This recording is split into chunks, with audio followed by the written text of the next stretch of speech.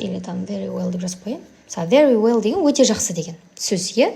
Мысалы мынау өте жақсы деп айтамыз. Жағдайың қалай? Жақсы. Very well, I'm very well деп айтасыздар.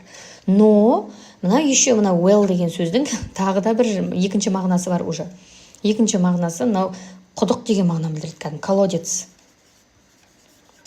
Кәдімгі колодец деген мағынаны білдіреді. Ой. Енді қараңыз.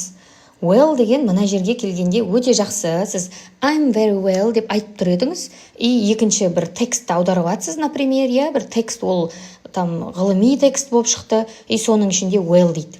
Сіз барасыз да оны жақсы деп аударып қоясыз. И тексттің жаңағы сөйлемнің мағынасы жоғалып кетті. И сіз тым түсінбей жатсыз. Неге түсінбейсіз? Өйткені сіз мынаның екінші мағынасын қолдануыңыз керек еді. Мындай колодец дегенді да. Көрдіңіздер ма? Сөздер қалай өзгереді. Так что бір первое значение мына бірінші мағынасына жабысып қалмау керек. Всегда көру керек. Сөздің екінші мағынасы бар ма? Үшінші